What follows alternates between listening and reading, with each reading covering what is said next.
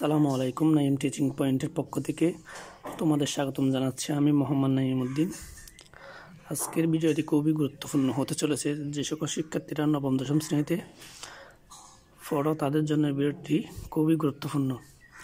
তোমরা স্ক্রিনে যে অঙ্কটি দেখতে পাচ্ছ একটি সৃজনশীল অঙ্ক। এটি তোমাদের গণিত বইয়ের অধ্যায় 3.2-এর 17 নম্বর সৃজনশীল অঙ্ক। এটি খুব গুরুত্বপূর্ণ অঙ্ক। এরকম অঙ্ক পরীক্ষায় আসে, তাই তোমরা মনোযোগ দিয়ে এই ভিডিওটি দেখবে এবং তোমরা নিজেরাই প্র্যাকটিস করবে। অঙ্কটি খুব সোজা, একটু তোমরা মনোযোগ দিয়ে দেখলে খুব সহজে সমাধান করতে পারবে। চলুন আর কথা না বলে অঙ্কে আমরা চলে যাই। অঙ্কটি দেখি। x - 1/x ইকুয়াল √3, যেখানে x নট ইকুয়াল 0। ক প্রমাণ করো যে x² - √3x ইকুয়াল 1। খ প্রমাণ করতে হবে যে 23 × x² + 1/x² equal 5 × x⁴ + 1/x⁴। গ x⁶ + 1/x⁶ এর মান নির্ণয় করো। আমরা এক এক করে অঙ্কটিগুলো সমাধান করব। প্রথমে ক নম্বর অঙ্কটি করি।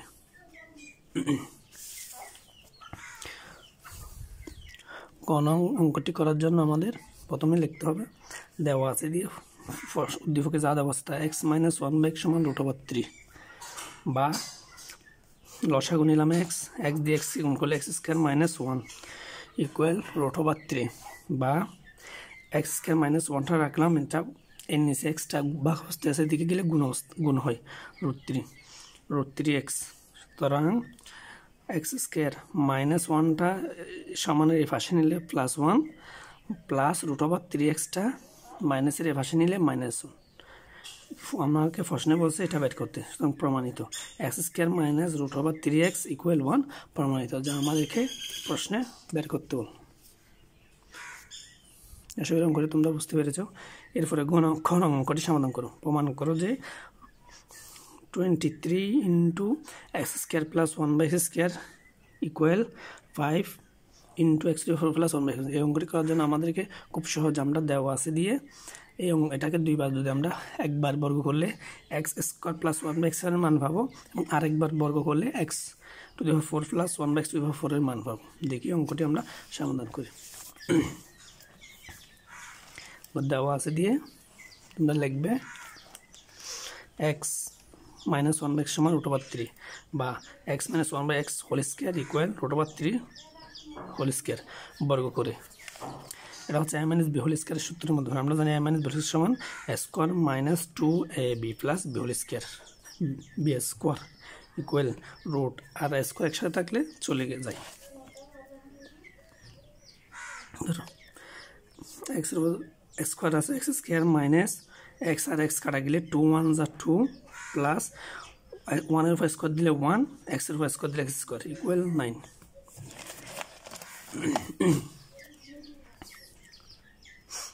x² + 1/x² ইকুয়াল -2 আছে, এদিকে গেলে +2, বা x² + 1/x² ইকুয়াল 5।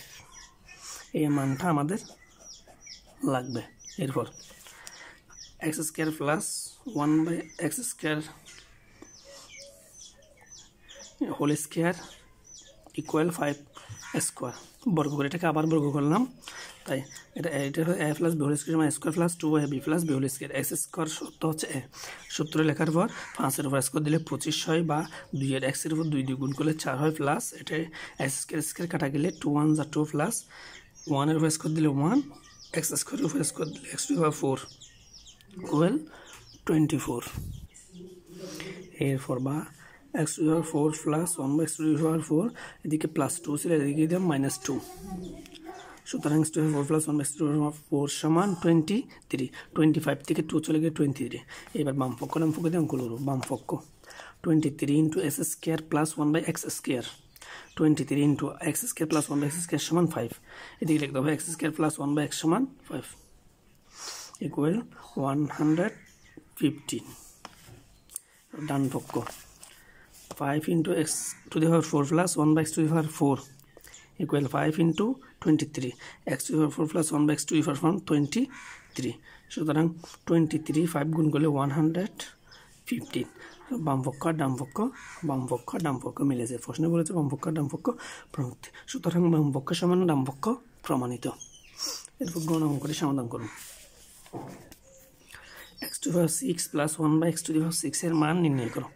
এই অঙ্কটি খুবই গুরুত্বপূর্ণ, কেননা এইরকম মান নির্ণয়ের মধ্যে এই অঙ্কগুলো বেশি আসে, তাই তোমাদেরকে এই অঙ্কটি বেশি করে প্র্যাকটিস করতে হবে এবং জানতে হবে। এই অঙ্ক না জানলে তোমরা পরীক্ষা দিতে গেলে তোমরা পরীক্ষা দেওয়ার সময় সমস্যা হয়ে যাবে, অঙ্কটি তোমরা করতে পারবে না। তাই এই অঙ্কটি একটু মনোযোগ সহকারে দেখবে। অঙ্কটি করার জন্য আমাদেরকে প্রথমে এক্স স্কোয়ার প্লাস ক হতে পায় x square plus 1 by x square equal 5। এটা কোথায় পেয়েছিলাম? একটু আগে যে অঙ্কটি করেছি আমরা এই অঙ্কের মধ্যে পেয়েছি। এবার